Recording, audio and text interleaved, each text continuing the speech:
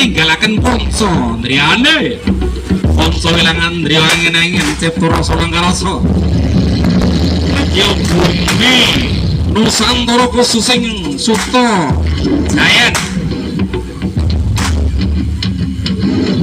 kali saing sambika mangyong dalam Gusti Kang Kawoso kita lestarikan budaya Jawa kita ingkang mapan wonten ing bumi Nusantara ing wewengkon budaya Suta Jayan.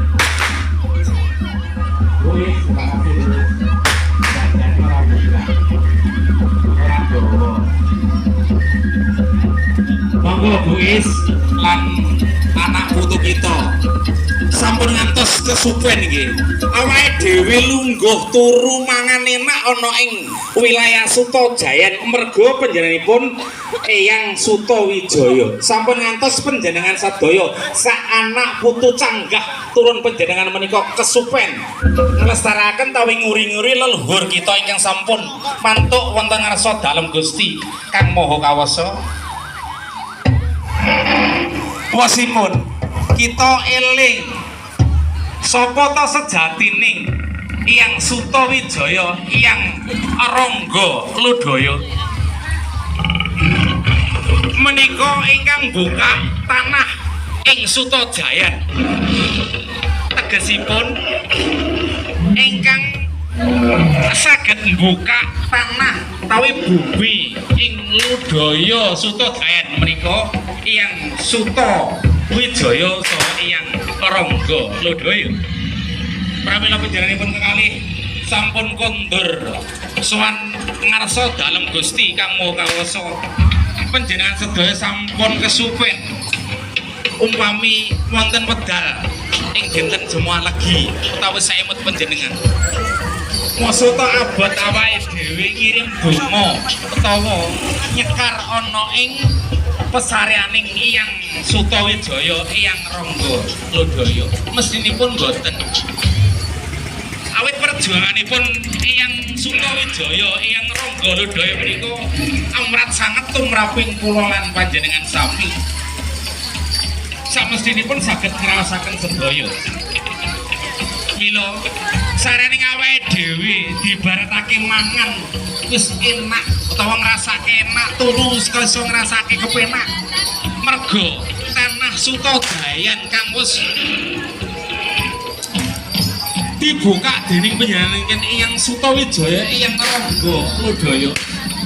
Monggo to kita emut-emut, kita uri-uri, kita lestariaken budaya. Kula ngrasakaken Simono Jaya mungkin ngataken dumateng warga Suta Jayan khususipun elinga sapa to cikal bakaling Suta Jayan, sapa to sing buka tanah ing Suta Jayan. Pangapunten panjenenganipun almarhum Eyang Sutawijaya, Eyang Rangga Lodaya. Pramila dumateng para sedherek para warga Suta Jayan khususipun kita enget-enget panjenengan mendhet singgahan panjenengan 3.000 Rp menika 3.000 rupiah menika damel tugas obat kamiskinan gedhong sawanci-wanci panjenengan sedaya menika anindakaken salat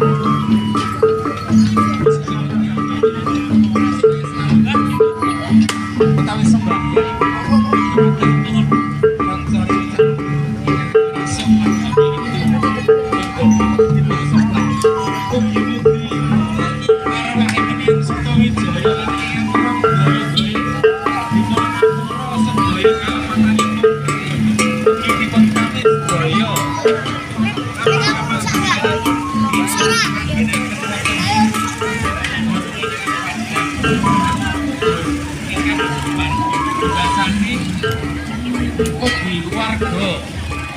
Suta Jayan saged gesang kanthi sempurna ayem lan tentrem. Tata Siti anggonipun kebrayatan dipun dongaken mugi-mugi panjenengane dipun paringono papan ingkang samestinipun wonten sisipun Gusti. Gusti kang Maha Kawasa ngarsanipun Gusti Allah. Bapak Ibu ingkang sampun ngobaki wonten ing alun-alun Ludaya mung kaperlu apa ta sejatining Sima Ludaya kaarak-arak ana ing alun-alun Ludaya kuwi ategesing iki mau mijil saka ing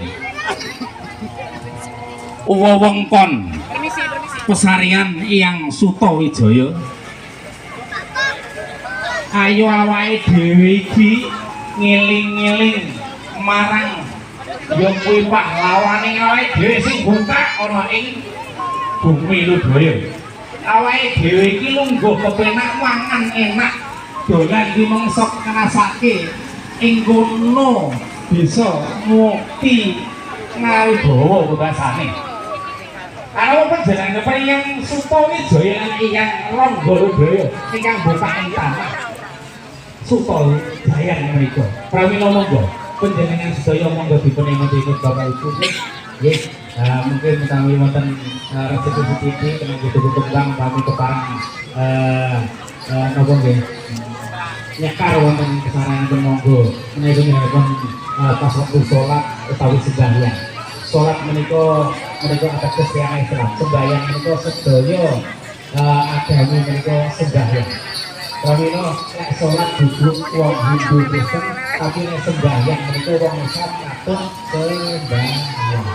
Ngaten nggih, Bapak Ibu, saya hanya mengingatkan awake dhewe lungguh kepenak mangan kepenak merga Hyang Sutawijaya. Pramila niki wau Sima Ludaya mijil saking pesareanipun Hyang Sutawijaya. Hyang Sutawijaya, Hyang Rangga Ludaya. Pramila monggo Bapak Ibu. Panjenengan ingkang sok lali, biasanya lali, ngaten nggih. Didongake Hyang Sutawijaya, muga-muga karo Hyang Rangga Ludaya diparingono nyuwun papan dogal ngapakan Singapura sedaya kalepatanipun dipun kanthi sedaya amal-amal kesaenipun. Ngaten nggih. Dongane namung ngoten. Nek wong Islam biasanya Al-Fatihah. Nggih, kalih sewape kelas. Mboten napa-napa. Ping loro ping telu apa-apa. Nek agawan Hindu juga Kristen monggo salam sedaya. Ada nggih. Kita sampun papan wonten alun-alun. Sosis. Aturipun alun-alun Ludaya. Pramila kula mandat kawis. Aku jadi anak kedua udan ini. Surah ini dan terima kasih pada Bapak Ibu yang hadir di siang hari ini ya, siang setengah sonten ya. Iya.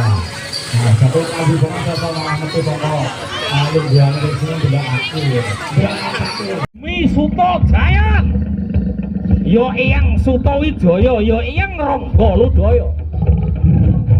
Anak putu Hyang Sutawijaya lan Hyang Rangga Ludaya. Jeneng kita elingo marang sapa ta pepundhenmu? Sapa ta leluhurmu? Ya kuwi Hyang Sutawijaya, ya Hyang Rangga Ludaya. Mula dhewe nguri-nguri marang makome, nguri-nguri marang kubure, kuwi mang wis diwajibke marang anak putu lan turun-turune kabeh. Mula awake dhewe aja salah tampa. Yen ora ngerti golek apa nemu marang wong kang ngerti lan ngerti marang babagan Sutajaya. Mula aku ngeneke Singa Barong kuwi anggambarake marang manungsa kang tumindak angkara murka. Wong apik nanging dadine ngala, ya kuwi sing aran Singa Barong. Wong apik terus dadine ngala, wujute kaya arep sesa kaya buta pawane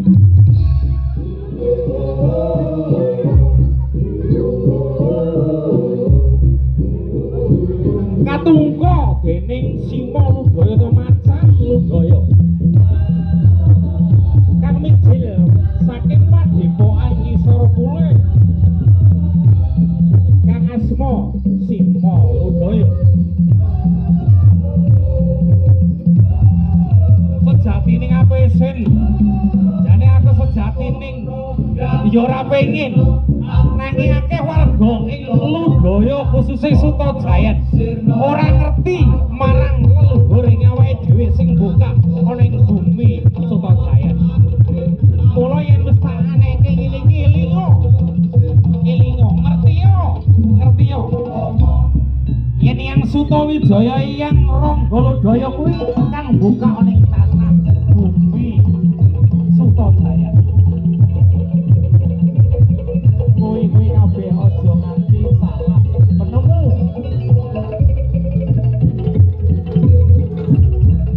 sepisan yen kowe nemu yen keluarga utawa wong tuamu Suranono sepisan kowe ndongake marang wong tuamu kang wis sowan ana ing ngarsa dalem Gusti kang karya rupa yo ngasane Gusti Allah sepisan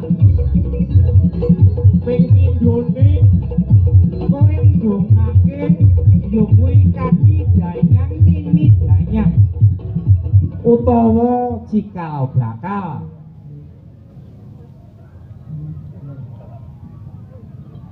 kayata Eyang Sutawijaya Eyang Rangga Ludaya kuwi sing tak jaluk aku eling nalika taun 1999